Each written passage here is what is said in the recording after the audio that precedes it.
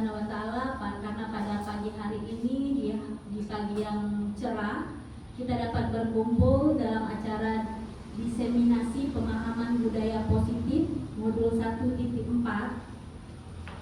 Salawat dan salam kita sampaikan kepada junjungan Nabi besar Muhammad SAW, karena dengan berkat beliaulah kita bisa mendapatkan pencerahan dari alam jahiliyah, alam kegelapan ke alam yang terang benderang yang kita rasakan seperti saat ini. Terima kasih Bapak Ibu semuanya atas waktunya pada kesempatan kali ini, yaitu kegiatan diseminasi pemahaman budaya positif modul 1.4. Ini merupakan salah satu tugas kami sebagai calon guru penggerak angkatan 9. Di sini saya tidak bermaksud menggurui Bapak Ibu semuanya atau mengajari, karena kami di sini diamanahkan untuk men-sharingkan atau mengaplikasikan apa yang sudah kami dapatkan selama pelatihan khususnya di modul 1.4. Oke, sebelum kita ke materi, mungkin kita ice breaking dulu ya. Silakan Bapak Ibu berdiri sejenak.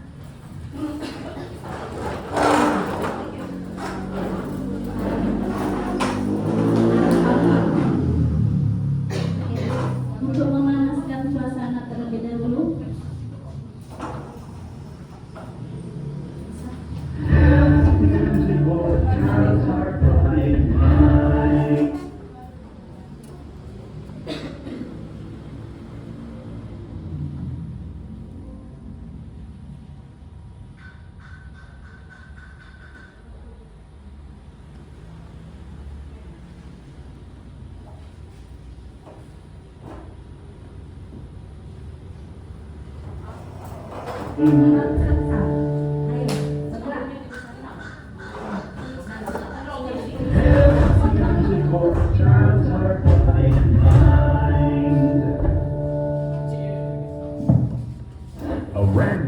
Sam from the CD Action Fun Dance by the Learning Station. Arms up high, reach for the sky. Let's sing along to the very good run and song. Alright, and Sam, alright, and Sam, alright, and Sam, alright, and Sam, alright, and Sam.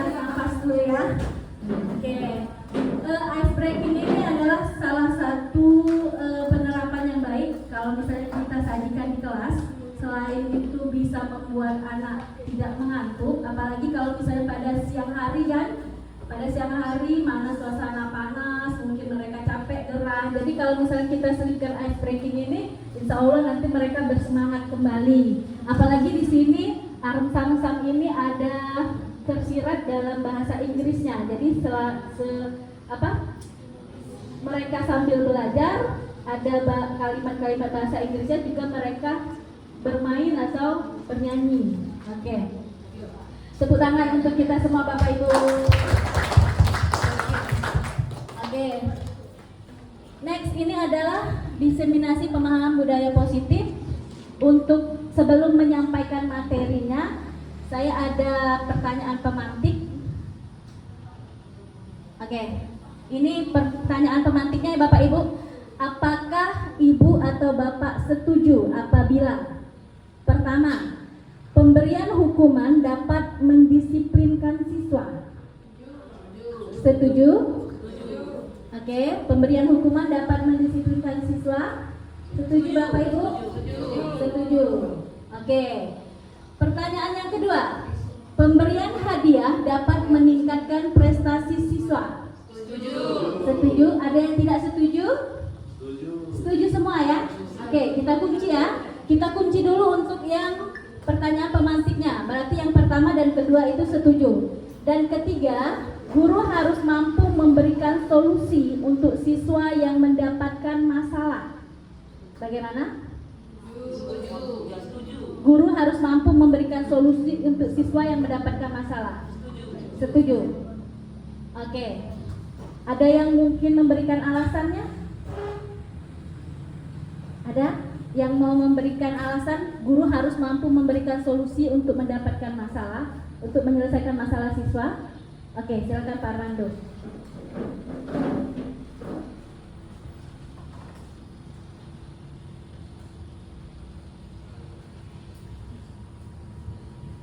Terima kasih Bu. Menurut saya kenapa guru harus mampu memberikan solusi untuk siswa yang mendapatkan masalah agar permasalahan tersebut dapat terselesaikan, agar tidak menjadi masalah yang lebih besar, juga agar siswa kembali mampu fokus untuk belajar di sekolah seperti itu.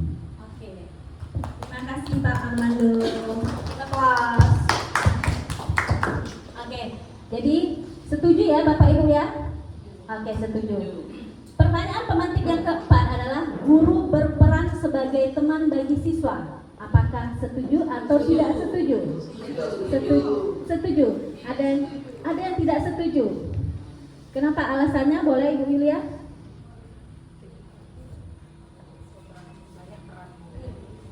Cek. Baik, terima kasih kesempatannya. Guru berperan sebagai teman bagi siswa.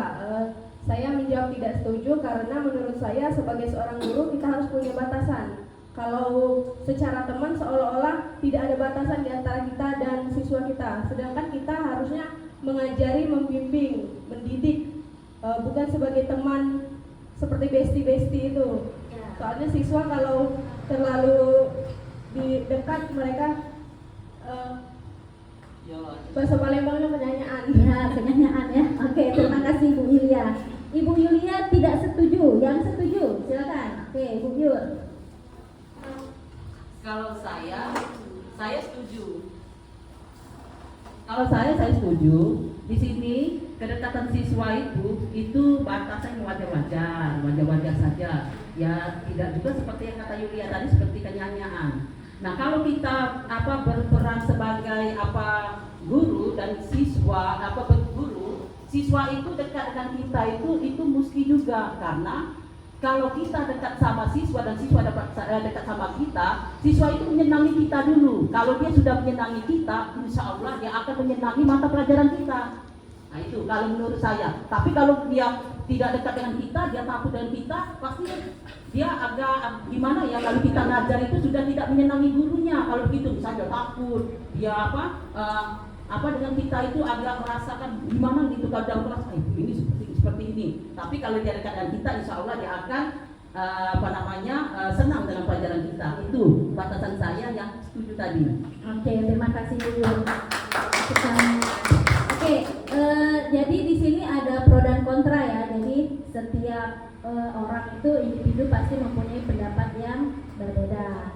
Jadi ada yang setuju, ada yang tidak setuju. Oke Bapak Ibu, untuk pertanyaan pemantik kita kunci dulu ya. Tadi ada yang pertama itu setuju, yang kedua setuju, yang ketiga tadi setuju ya. Yang keempat itu tadi ada yang tidak setuju dan ada yang setuju. Nah, untuk keempat pertanyaan ini kita kunci dulu. Nanti sambil nanti saya menerapkan mengaplikasikan materinya, nanti dengan sendirinya empat pertanyaan ini nanti menemukan jawabannya.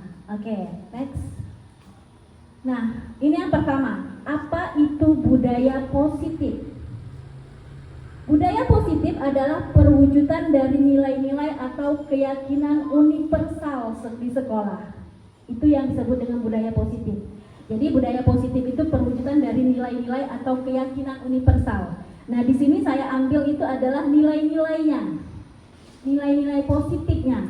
Jadi dalam penerapan kita di sekolah, agar siswa itu mempunyai budaya positif, kita harus mewujudkan dulu yang namanya nilai-nilai, nilai-nilai kebajikan atau nilai-nilai universal. Nah, yang namanya nilai-nilai universal ini, universal itu kan umum ya. Nah, jadi di mana saja nanti yang namanya nilai-nilai ini bisa dipakai. Dalam artian ya Bapak Ibu, anak-anak kita ini kan tidak hanya sebatas di sekolah ini saja. Nanti suatu saat mereka nanti kuliah, bisa jadi mungkin mereka kuliah nanti di daerah Palembang inilah, bisa juga di luar kota Palembang, atau bisa juga mungkin di luar negeri. Nah, itu disebut dengan universal tadi. Nah, nilai-nilai kebajikan yang ada dalam diri anak-anak tadi, kalaupun dia sudah tertanam dalam diri mereka, nilai-nilai yang positif tadi, dimanapun mereka berada, itu akan membawa ke hal yang baik untuk mereka. Oke ya, Bapak Ibu? Nah, nilai-nilai positif yang seperti apa sih yang harus ditanamkan kepada siswa kita? Nilai-nilai misalnya harus jujur, bertanggung jawab, apalagi disiplin, apalagi sopan, apalagi banyak ya, berakhlak, beriman. Nah itu ya, itu adalah nilai-nilai keyakinan yang nanti kita tumbuhkan dengan adanya budaya positif. Next. Oke, di sini ada positive vibes. Ini adalah 6 positif, budaya positif nanti yang bisa kita aplikasikan kepada murid kita. Yang pertama itu adalah disiplin positif dan nilai-nilai kebajikan. Yang kedua, motivasi perilaku manusia. Yang ketiga, keyakinan kelas. Keempat, kebutuhan dasar manusia. Kelima, posisi kontrol guru. Dan keenam adalah segitiga restitusi. Nah, Bapak Ibu, dari keenam positive vibes, konsep dari budaya positif ini, kira-kira yang mana yang baru Bapak Ibu dengar, yang asing kira-kira? Nomor berapa? Nomor 6. Oke, segitiga restitusi ya, Bu Tri. Ada yang lain? Nomor 5. Posisi kontrol guru. Oke. Ada yang lain? Oke, ini Bapak Ibu adalah 6 konsep untuk penerapan budaya positif ya. Jadi dari ke-1 dan ke-6 ini insya Allah nanti saya akan jabarkan. Oke. Nah, segitiga restitusi ini memang baru kita pertama kali dengar. Saya juga baru pertama kali dengar sejak pelatihan CGP ini. Tapi sebenarnya segitiga restitusi ini pada dasarnya kita sebagai guru itu sudah menerapkan. Hanya saja namanya itu. Nah, ya. Nanti seiring berjalannya bagian ke-6 nanti saya jelaskan. Next. Oke. Nah, kita permainan dulu ya Bapak Ibu ya. Ini adalah permainan cobalah buka. Silakan Bapak Ibu berdiri, mohon lagi berdiri. Silakan berpasangan dengan partnernya. Oke, berhadapannya Bapak Ibu ya. Oke, berhadapan. Ada pasangannya masing-masing, Pak Andra? Oke, panggil. Oke, ini permainannya itu cobalah buka ya Bapak Ibu. Nanti permainan ini ada satu orang menggenggam tangan.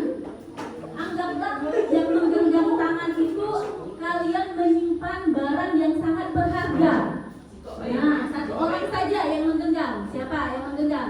Jadi yang menggenggam tangan ini satu tangan aja Bu. Oke, ya satu tangan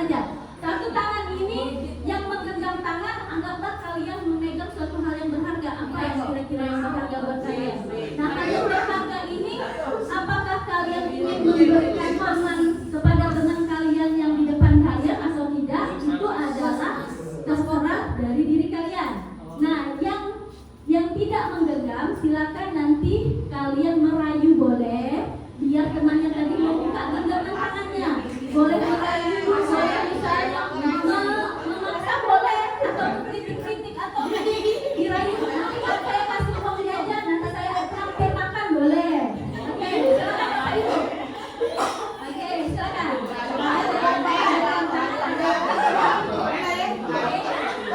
Boleh memaksa, misalnya dipaksa membuka tangannya boleh.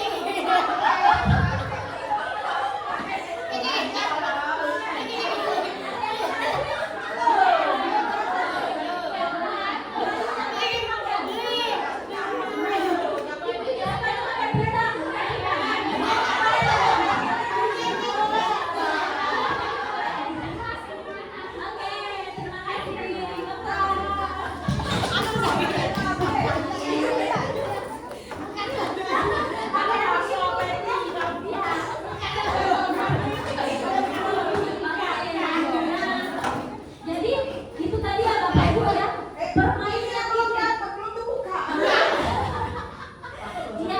Jadi ada yang tadi memaksa untuk membuka genggaman tangan temannya tadi ya, sudah sampai merayu, sudah sampai mengkritik-kritik, sudah sampai tadi mau dijajanin, makan pizza, makan apa yang disukai, ada yang diganti uang. Ada juga Pak Andra sama Pak Armando tadi ya, mereka dengan sendirinya Pak Andra membuka tangannya, berarti dia mungkin lagi baik hati, jadi sudah daripada dipaksa kasih duit aja. Tapi nggak tahu apa barang berharganya si Pak Andra lah bisa diberikan ya kan. Nah Bapak Ibu, dari permainan tadi yang barusan kita lakukan, cobalah buka itu, berarti yang kita ambil dapat kita pahami adalah teori kontrol itu ada pada diri kita sendiri. Ya kan Bapak Ibu? Kita mengepal tangan kita mau buka atau tidak itu terserah dengan diri kita sendiri. Jadi intinya itu, walaupun teman kita merayu dengan segala macam kata-kata rayuan gombal atau apapun, atau mengkritik-kritik ataupun menarik-narik ya, kalau kita tidak mau membuka tangan kita, tidak akan terbuka. Karena apa? Posisi kontrol itu ada pada diri kita sendiri. Ya Bapak Ibu? Oke, next. Nah, menurut Dr. William Glasser melalui choice theory, di sini ada ilusi, 4 ilusi guru. Yang pertama adalah ilusi guru mengontrol murid. Nah, Bapak Ibu, kira-kira selama ini ada nggak kita merasa selama ini kalau kita ilusi kita itu mengontrol murid? Iya kan? Ya. Ada. Soal ini kan namanya ilusi. Misalnya kita mau memberikan suatu tugas kepada anak kita, tugas latihan misalnya. Kita mengharapkan ilusinya anak-anak kita tuh semuanya mengerjakan. Tapi kenyataannya kadang-kadang ada beberapa anak itu tidak melakukan. Tapi kita harus kamu lakukan, mau tidak mau harus dikerjakan. Nah, ini yang disebut dengan ilusi guru mengontrol murid. Oke. Yang kedua, ilusi bahwa semua penguatan positif efektif dan bermanfaat. Nah, jadi ilusi bahwa dengan adanya penguatan positif, dengan adanya penerapan budaya positif tadi, itu bisa membuat anak tadi mengikuti apa yang kita mau dengan sendirinya dan bermanfaat untuk mereka. Yang ketiga, ilusi bahwa kritik dan membuat rasa bersalah mampu menguatkan karakter. Nah, jadi ini ada kadang-kadang kan kita ini sebagai guru suka mengkritik si anak, kamu ini malas, kamu ini tidak mau mengerjakan tugas ini karena apa, gitu kan? Nah, ini mampu menguatkan karakter. Kemudian ilusi bahwa orang dewasa berhak memaksa. Nah, kadang-kadang kita nih sebagai sebagai orang tua saja ya, kita ambil contoh, kadang-kadang kita suka memaksakan kehendak anak kita, ya kan? Nah, kamu harus makan ini, padahal si anak tadi tidak mau makan makanan yang sedang disajikan, mungkin pengen makan yang lain, tapi kita cenderung memaksa. Sama halnya kita dengan murid kita memaksakan mereka untuk melakukan apa yang kita inginkan. Oke, next. Nah, dari stimulus respon tadi kita ada ke teori kontrol. Silakan dibaca Bapak Ibu di situ. Nah, saya tidak akan menjelaskan semuanya, akan saya ambil sedikit saja. Yang pertama yaitu realitas kebutuhan kita sama, itu stimulus respon, dan yang teori kontrol adalah realitas kebutuhan kita berbeda. Oke, jadi respon kita itu maksudnya itu realitas kebutuhan kita itu sama. Kita mengharapkan anak-anak kita itu melakukan apa yang kita inginkan. Tapi pada kenyataannya, sesuai dengan teori kontrol, realitas kebutuhan, anak-anak itu mempunyai sesuatu hal yang berbeda, baik dari segi gaya belajar mereka, minat mereka, bakat mereka. Jadi kita tidak bisa menyamakan. Seperti itu menurut teori ini. Dan sisanya silakan dibaca. Saya ambil yang bagian yang nomor 2 ke bawah. Pemaksaan ada pada saat bujukan atau gagal. Kemudian teori kontrol, kolaborasi dan konsekuensi menciptakan pilihan-pilihan baru. Nah, yang di sini ada kolaborasi. Nah, kolaborasi ini menurut teori kontrol berarti kolaborasi itu sama dengan kolaboratif ya, kerjasama. Nah, dari situ, dari kolaborasi itu kita yang penerapan yang untuk kelas 7 itu menggunakan kurikulum mereka, kolaborasi itu sangat dibutuhkan. Karena kolaborasi ini tidak hanya diterapkan di dalam sekolah, di dalam kelas, tapi juga dibutuhkan di lingkungan di sekitar. Nah, kemudian model berpikir menang atau kalah. Selama ini kita berpikir model itu menang kalah. Anak-anak itu kita harus terapkan, mereka harus nurut. Tetapi pada kenyataannya model berpikir itu harus menang dan menang. Tidak ada yang namanya menang dan kalah. Menang dan menang. Oke? Silakan dibaca nanti Bapak Ibu. Next. Nah, ini adalah pembelajaran dengan paradigma baru. Jadi dari teori tadi kita dapat ambil kesimpulan bahwasanya pendidikan itu adalah penggunaannya adalah yang prinsip pembelajaran berdiferensiasi. Nah, apa itu pembelajaran berdiferensiasi? Pembelajaran berdiferensiasi adalah suatu pembelajaran metode yang diterapkan oleh guru melalui perbedaan minat gaya belajar anak-anak sesuai dengan kebutuhan mereka. Nah, di sini perkembangan sesuai psikologi adalah model mewujudkan profil pelajar Pancasila. Oke, next. Apa itu disiplin positif? Nah, di sini tadi budaya positif, disiplin positif. Disiplin berasal dari kata disiplina yang artinya belajar. Disiplin mengacu pada disiplin diri yang memiliki tanggung jawab terhadap apa yang dilakukan berdasarkan nilai-nilai yang diyakini.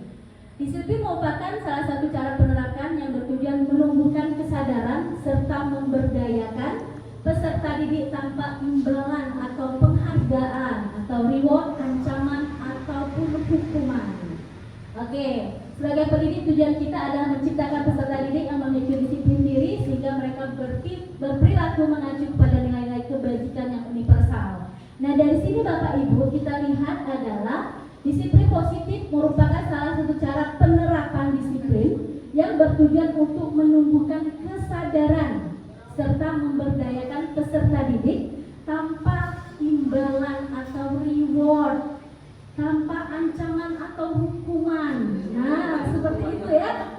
Jadi selama ini anggap saja contohnya saya ya Bapak Ibu, saya sering memberikan reward kepada anak didik saya agar mereka termotivasi untuk belajar. Nah, saya pikir itu akan memancing anak-anak yang lain untuk termotivasi.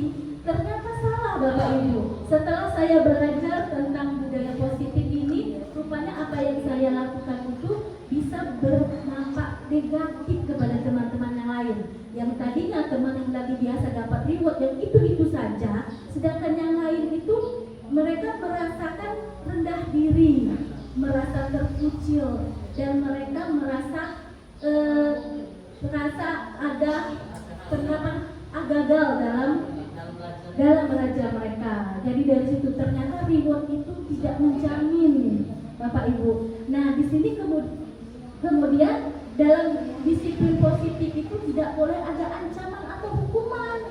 Jadi kita tidak boleh istilahnya mengancam anak, tidak boleh menghukum mereka, karena disiplin positif tadi harusnya itu tercermin dari dalam diri mereka. Jangan sampai apa yang mereka lakukan, ibarat itu mereka melakukan atau mengerjakan tugas mereka karena mereka takut saja, takut karena dengan hukuman, takut dengan ancaman, atau mengharapkan suatu penghargaan. Nah, seperti itu. Iya, seperti itu ya Bapak Ibu. Next. Nah, ini adalah nilai-nilai kebajikan universal. Dari yang saya ambil kemarin pelatihan, ada beberapa contoh nilai-nilai kebajikan, tapi saya ambil satu saja karena kita menggunakan kurikulum Merdeka. Jadi ini adalah nilai-nilai kebajikan universalnya, yaitu profil pelajar Pancasila. Yang pertama itu adalah beriman, bertakwa kepada Tuhan Yang Maha Esa dan berakhlak mulia, kemudian berkebinekaan global, mandiri, bergotong royong, bernalar kritis dan kreatif. Oke, mungkin ini tidak asing bagi guru-guru yang sudah kelas 7 mengajar, tapi nanti juga akan ditemukan oleh guru-guru yang kelas 8 dan kelas 9. Next. Nah, ini adalah teori motivasi perilaku manusia.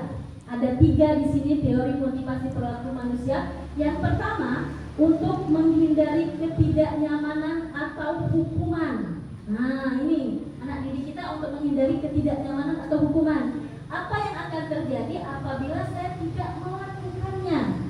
Jadi anak-anak itu mereka pemikiran mereka, kalau saya tidak melakukan ini pasti nanti saya akan ada hukuman atau seperti apa. Jadi ini mereka melakukan atau mengerjakan suatu pekerjaan yang kita lakukan karena takut ada hukuman saja.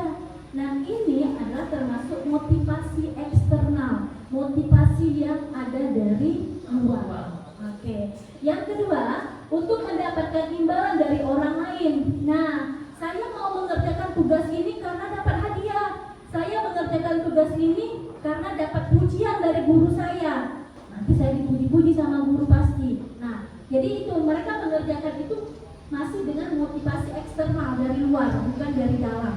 Nah, yang kita harapkan adalah poin yang ketiga, untuk menghargai diri sendiri.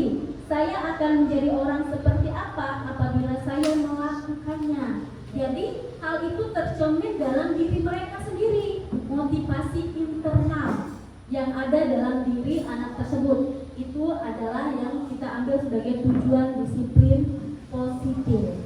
Nah, jadi ibaratnya tuh anak-anak itu ingin mengerjakan tugas, melakukan apapun, belajar itu dari dalam diri mereka, motivasi diri mereka sendiri, tanpa mereka takut dengan hukuman, dengan reward ataupun pengen dipuji-puji. Oke? Next. Nah, di sini ada hukuman versus konsekuensi. Nah, apa itu hukuman, apa itu konsekuensi? Oke, bisa dibaca Bapak Ibu ya. Hukuman sesuatu yang menyakitkan harus terjadi, tidak nyaman untuk murid untuk jangka panjang. Kemudian korban mendapatkan keadilan, murid akan tersakiti, perilaku pasif agresif meningkat, sistem tidak akan berjalan bila murid tidak takut, dan murid akan membenci yang namanya peraturan. Itu hukuman. Apa itu konsekuensi?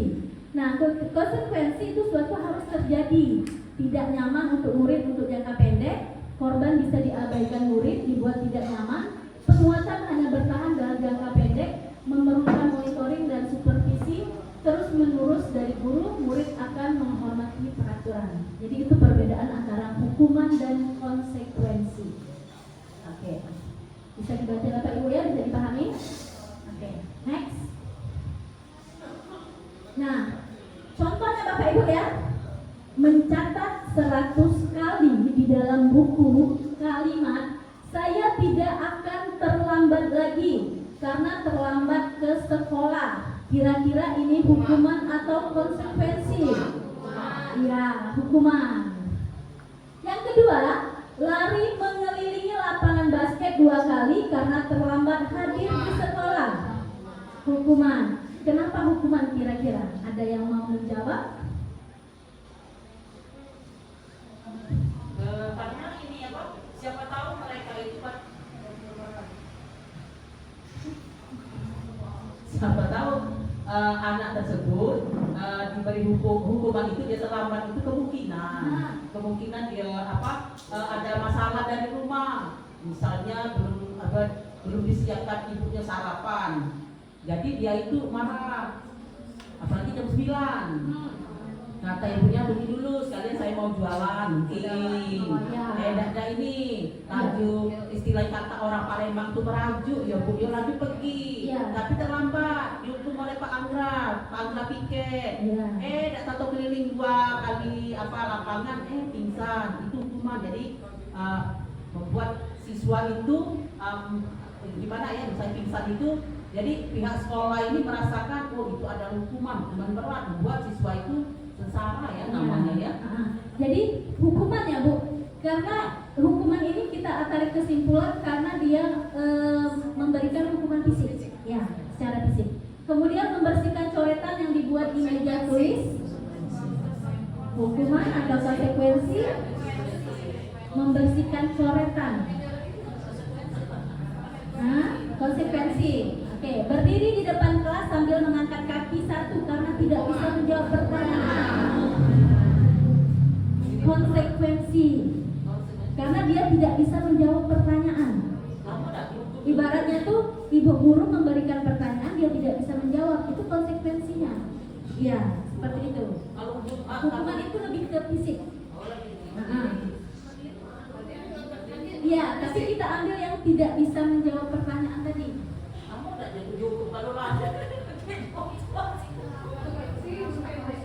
Ya, terus ya, lari keliling lapangan karena terlambat 10 menit saat pelajaran PJOK. Ya, konsekuensi. Ya, konsekuensi. Next.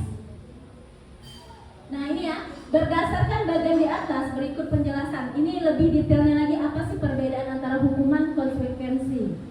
Hukuman tidak terencana, bersifat satu arah, bisa berupa hukuman fisik, psikis, atau kata-kata kasar. Jadi satu arah.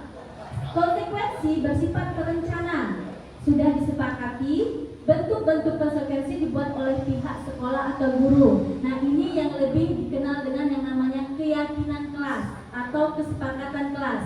Jadi kita memberikan keyakinan kesepakatan kelas kepada anak-anak. Kalau misalnya dia tidak menjawab pertanyaan, apa konsekuensinya? Seperti itu ya.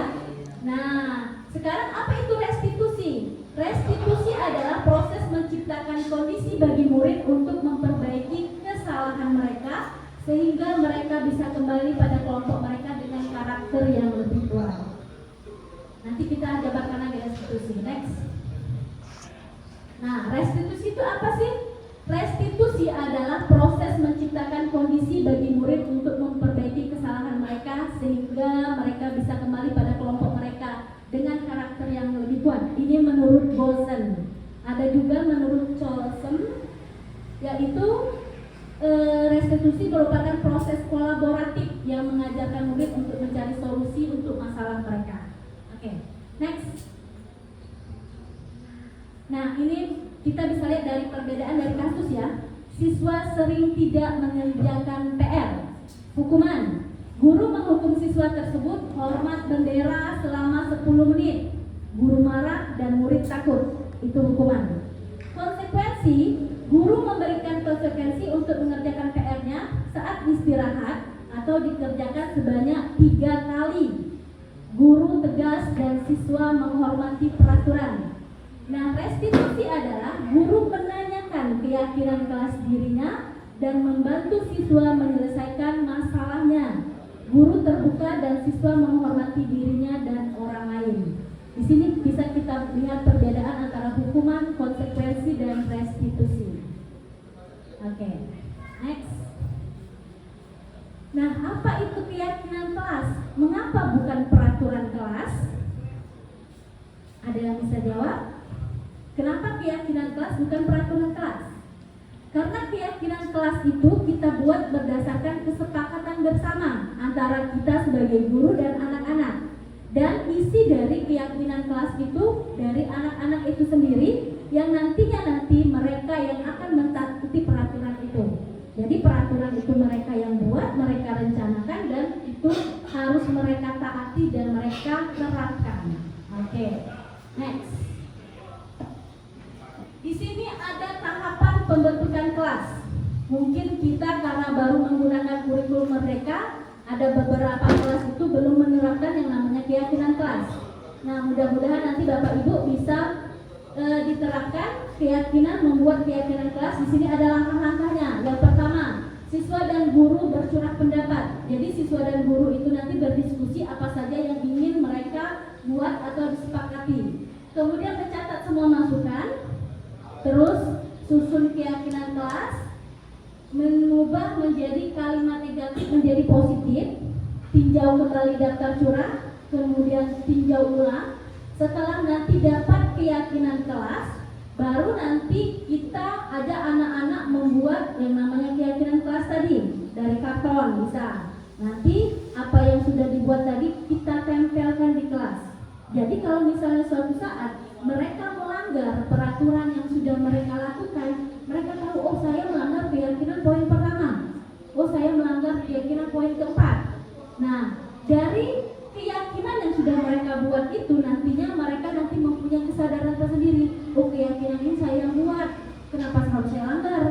Nah, seperti itu ya. Jadi memunculkan budaya positif dari diri mereka, dari internal. Next. Nah, di sini ada 5 kebutuhan dasar manusia, Bapak Ibu. Nah, saya rasa Bapak Ibu sudah tahu 5 kebutuhan dasar manusia. Yang pertama bertahan hidup, kasih sayang dan rasa diterima, penguasaan, kebebasan dan kesenangan. Nah, silakan dibaca. Bertahan hidup itu makanan, pakaian, kasih sayang, rasa diterima, penguasaan itu harga diri dan sebagainya. Kebebasan mandiri, kesenangan adalah bermain, humor, antusiasme dan tertawa. Nah, jadi kebutuhan dasar manusia itu memang pada dasarnya kebutuhan dasar yang anak-anak yang kita dapatkan itu memang anak-anak itu memang sukanya bermain. Memang mereka sukanya humor, mereka memang sukanya tertawa dan antusias. Dari situ kita ambil ya. Next. Nah, di sini ada yang disebut dengan 5 posisi kontrol sebagai guru. Yang pertama adalah sebagai penghukum. Yang kedua, pembuat rasa bersalah. Ketiga, sebagai teman. Keempat, pemantau. Dan kelima, sebagai manajer. Nah, ini dia Bapak Ibu, 5 posisi kontrol. Kira-kira selama ini kita berada di posisi yang mana? Apakah sebagai penghukum? Apakah sebagai pembuat rasa bersalah? Sebagai teman, pemantau, atau manajer? Manajer. Teman, pemantau, Yang mana? membuat rasa bersalah langsung. Ya. Mencetak menang Pak. Ya. Kalau saya mungkin karena kita ini guru ya. Kalau dari segi selama ini yang saya lakukan itu pembuat rasa bersalah. Misalnya seperti ini, anak-anak ini nggak ngerjain tugas nih, nggak ngerjain PR, langsung kita skat. Apa sih kamu ini malas bener? Nah, jadi itu istilah kita mencerminkan mereka ini membuat mereka merasa bersalah. Wah, ini berarti ini. Terus kita mengucapkan kata-kata yang tidak enak didengar. Kamu ini malas nian. Apa dia gawe-gawe di rumah, main HP terus apa? Nah, kayak gitu ya. Kebanyakan seperti itu. Atau sebagai penghukum, belum mendengar alasan si anak, langsung dihukum aja. Kalau tidak kerja ke PR, tegak di depan kelas. Nah, seperti itu kan? Nah, dari kelima posisi kontrol ini, kira-kira yang mana yang paling ini bagus diterapkan? Manajer. Ya, seperti apa sih? Silakan. Nah, ini contoh penerapan posisi kontrol. Kasus ya, siswa tidak memakai atribut lengkap saat upacara bendera. Kita ambil contoh saja biar mudah menerapkannya. Penghukum, patuhi aturan sekolah lalu berdiri di depan barisan, langsung menghukum karena dia tidak lengkap. Kita sering kejadian seperti ini ya Bapak Ibu ya, ketika upacara topi kau mana, dasi kau mana, harus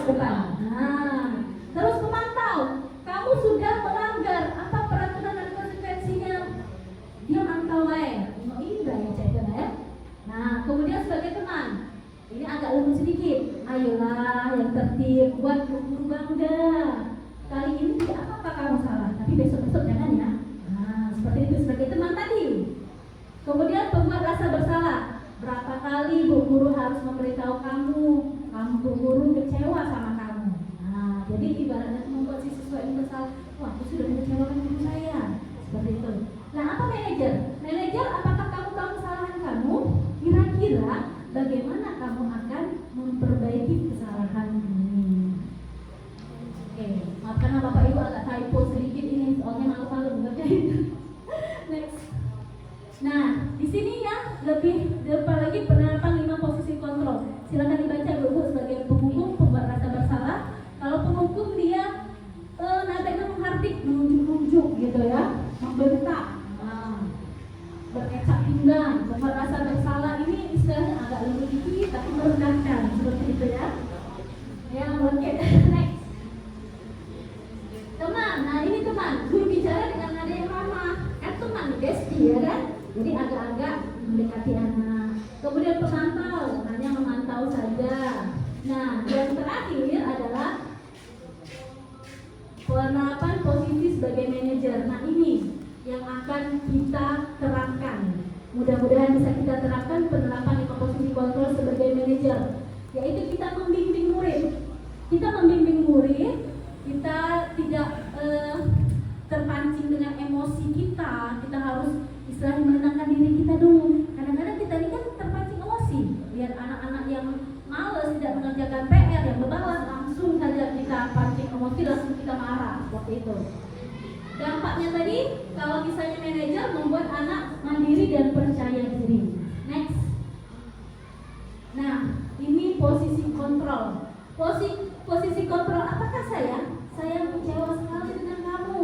Apa kira-kira Bapak Ibu? Ayo, kira-kira. Ya, pembuat merasa bersalah. Next. Kamu tidak pernah benar melakukannya.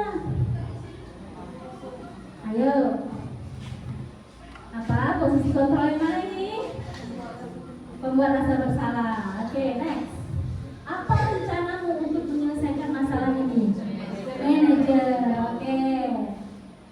Ayolah, lakukan demi ibu, demi bapak, teman, bestie tadi ya. Oke, next.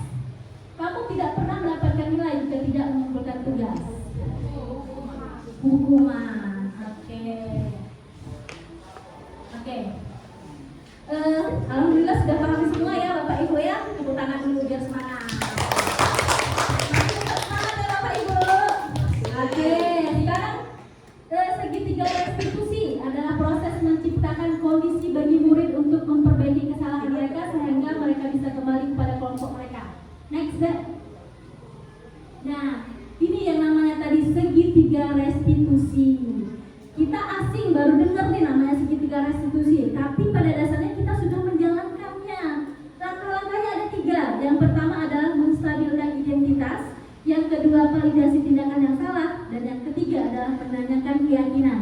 Pada dasarnya kita tuh sudah menerapkan, tapi tidak tahu kalau itu namanya itu segitiga restitusi atau lebih rinci lagi. Nah, seperti apa itu? Nah, ini adalah menstabilkan identitas. Berdasarkan prinsip membuat kesalahan adalah bagian dari proses pembelajaran. Jadi ketika anak-anak itu berbuat salah, kita panggil dulu si anaknya tadi. Panggil si anaknya, kenapa kamu melakukan itu? Ada alasan apa kamu melakukan itu? Jangan kita langsung main hukum saja, jangan kita langsung menghardik mereka dengan merendahkan mereka. Jadi kita panggil dulu mereka. Nah, berbuat salah itu wajar nak. Karena kita sebagai manusia itu pasti melakukan suatu kesalahan. Jadi kita menstabilkan identitas dulu, jangan langsung menghardik. Oke? Kemudian yang kedua, validasi tindakan yang salah. Next. Berdasarkan prinsip setiap pelaku berupaya memenuhi suatu kebutuhan. Nah, di sini kamu pasti punya alasan. Kita tanya dulu anaknya. Si anak ini tadi berantem nih, kira-kira berantem. Dia saling olok sama temennya. Nanti kita tanya dulu, kenapa kamu melakukan itu? Alasannya apa? Nah, seperti itu. Yang terakhir adalah menanyakan keyakinan kelas. Nah, yang ini tadi, kalau misalnya kita sudah membuat keyakinan kelas, enak kita tanya, kira-kira keyakinan kelas apa yang kamu langgar?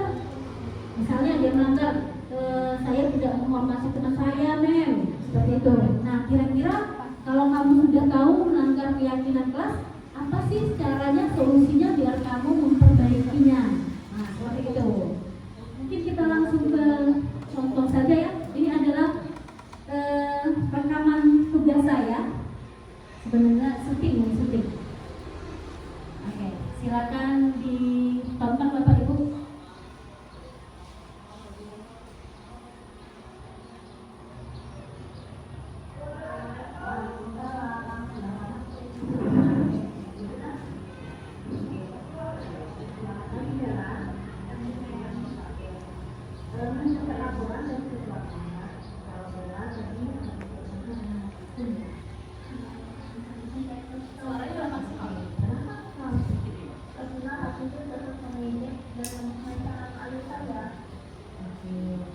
Wajar kalau Bella mengatakan hal dan hal seperti itu, dan juga kalau berada di posisi orang melakukan hal yang sama.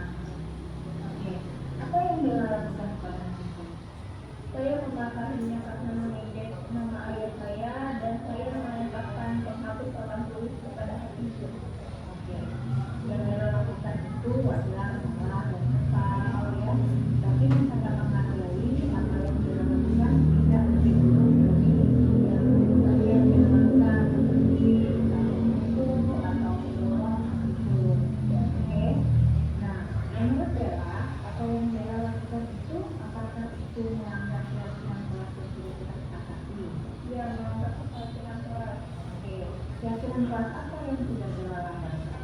Yaitu keyakinan untuk menghormati dan menghargai sesama teman. Oke, menurut Bella, menghormati sesama teman itu akan penting buat Bella? Iya, sangat penting. Oke, kalau menghormati sesama teman itu penting buat Bella, kira-kira apakah Bella mau memperbaiki kesalahan yang sudah Bella lakukan? Iya, Bella mau memperbaikinya. Oke, bagaimana cara Bella memperbaikinya? Bella menahan amarah dan hatinya juga sabar. Jika ada yang menyakitkan ayah saya akan melaporkannya kepada wali kelas atau guru. Ya, tepat sekali. Apa yang sudah Bella lakukan itu adalah tepat ya. Tetap semangat ya nak. Oke, sekarang silakan kembali ke kelas.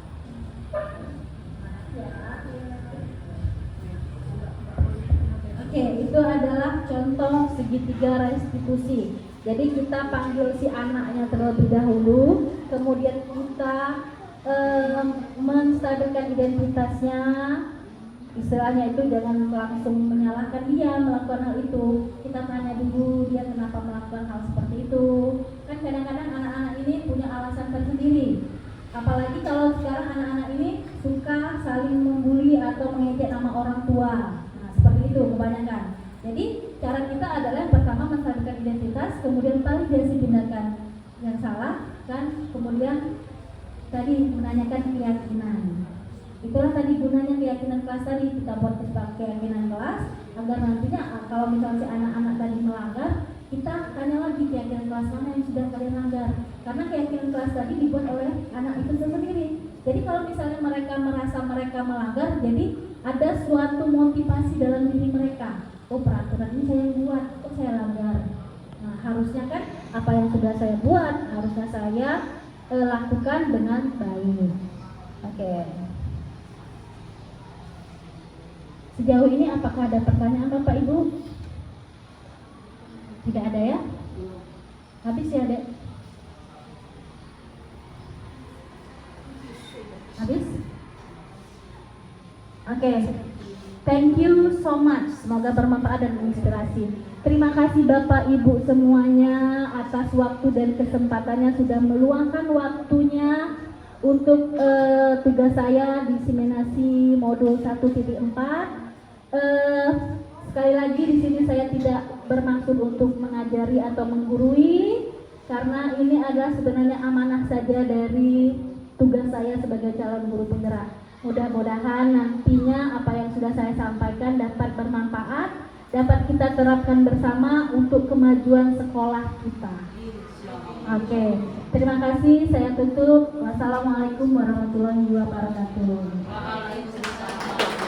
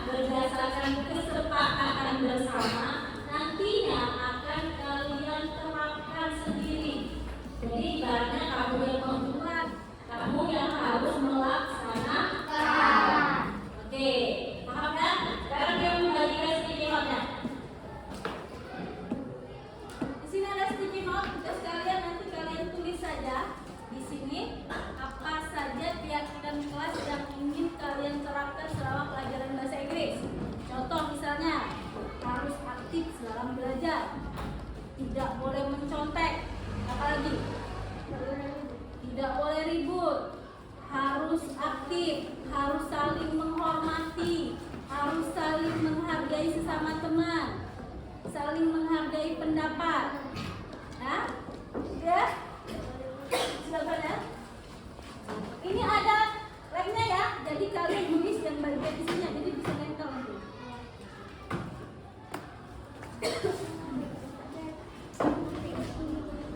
Siapa yang mau pin? Silakan ditulis keyakinan kelas yang seperti apa yang kalian inginkan.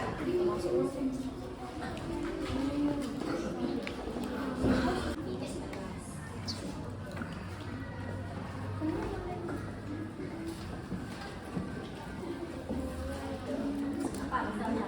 Saling menghargai pendapat, ya kan? Harus aktif ngomong bahasa Inggris, gitu ya. Silakan ditulis.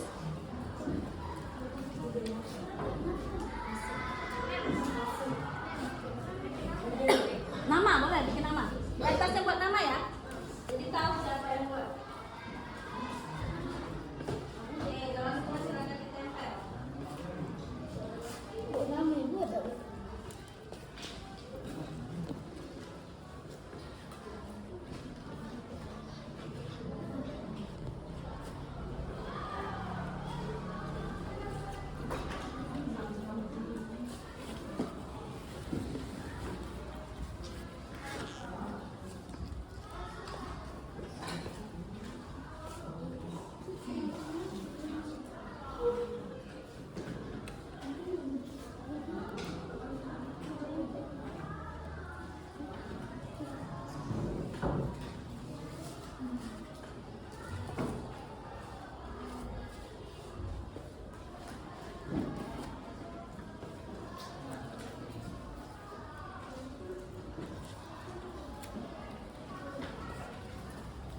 Kalau sudah silakan ditempel.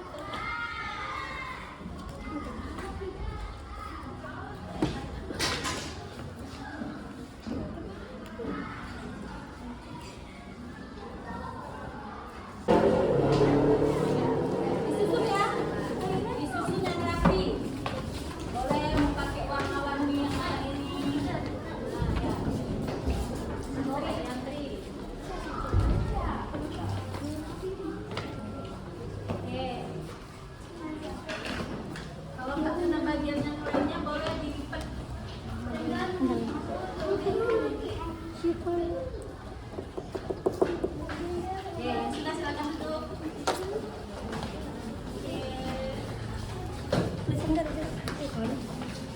Ayo, yang jawab yang mana nih? Baru satu yang warna kuning.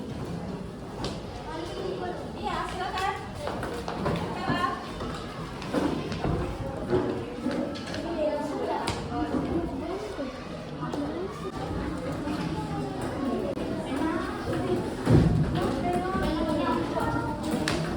Habis? Ada lagi? Ada.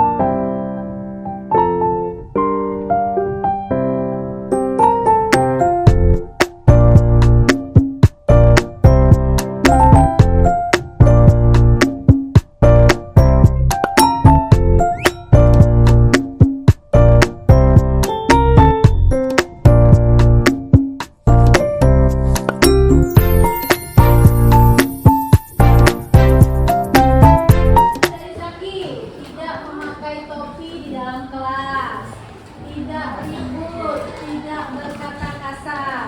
Oke?